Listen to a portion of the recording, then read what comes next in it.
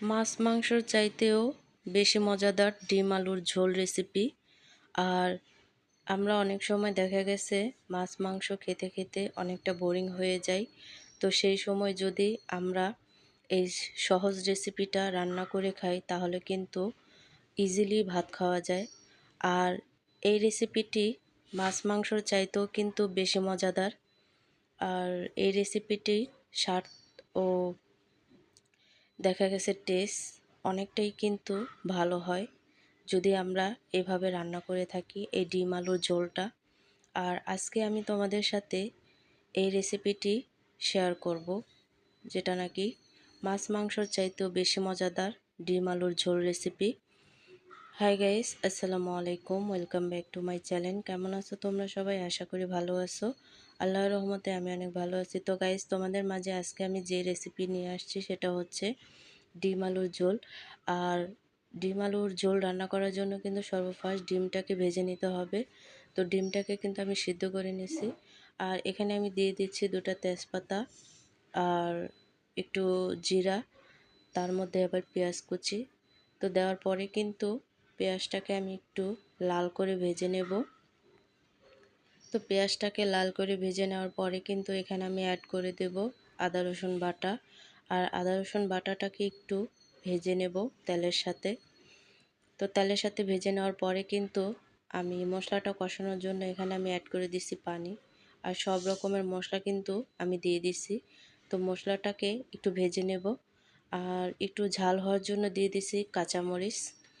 তো সবগুলো উপকরণ দেওয়ার পরে কিন্তু আমি মশলাটাকে তেলের সাথে একেবারে ভাজা ভাজা করে নেব, যাতে তেল বের হয়ে যায় ফেটে। তো তারপরে এখানে আমি দিয়ে দিচ্ছি স্বাদ মতো লবণ। তো স্বাদ মতো লবণটা দেওয়ার পরে কিন্তু মশলাটাকে খুব ভালো করে ভেজে নেব।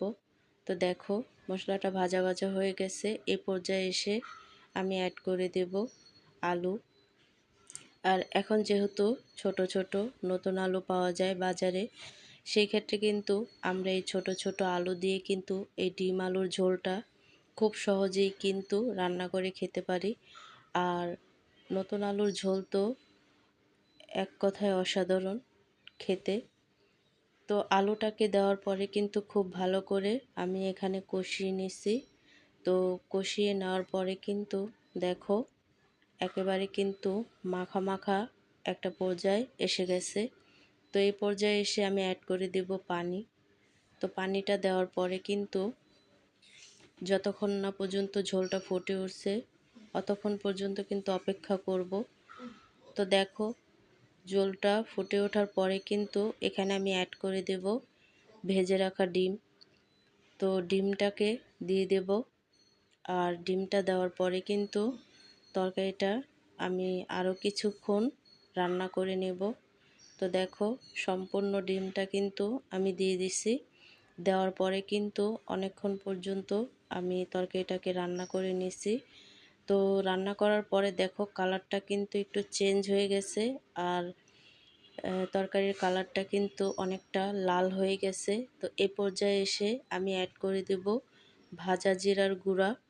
তোমরা চাইলে কিন্তু এখানে ধনিয়া পাতা অ্যাড করতে পারো। তো আমি একটু ভাজা জিরার গুঁড়াটা দিয়ে দিছি, যাতে ফ্লেভারটা অনেকটা মাংসর আর কি অনেকটা মাংসর ঘ্রাণ আসে আর খেতেও ভালো লাগে। তো তৈরি হয়ে গেল খুবই সুস্বাদু এবং খেতে মজাদার গরম গরম ভাতের সাথে ডিম আলুর ঝোল রেসিপি। আর এই রেসিপিটি যদি আমরা এইভাবে তৈরি করে থাকি তাহলে কিন্তু ইজিলি ভাত খাওয়া যায় খুব সহজে। দেখা গেছে অনেক সময় মাছ মাংস খেতে খেতে বোরিং হয়ে যায়, তো আমাদের অন্য কিছু খাওয়ার ইচ্ছা জাগে।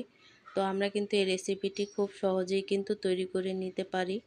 আর এখন যেহেতু নতুন আলুর সিজন, আর নতুন আলু দিয়ে কিন্তু খেতে যে কোনো তরকারি এখন অনেক ভালো লাগে। তো আজকের রেসিপিটি কেমন লাগছে অবশ্যই কমেন্টে জানাবে। অন্য কোনো রেসিপি নিয়ে তোমাদের মাঝে আবার চলে আসব। আল্লাহ হাফেজ।